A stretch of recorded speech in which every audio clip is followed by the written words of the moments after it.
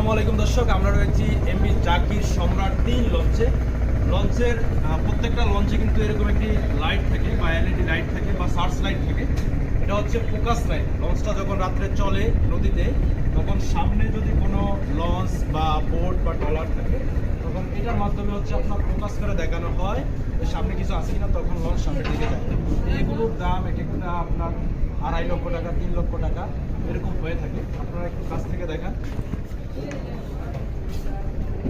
দেখলে বুঝতে পারবেন যে এটা আসলে কত বড় একটা লাইট। আর এটা কারেন্ট বা জেনারেটরের মাধ্যমে চলে।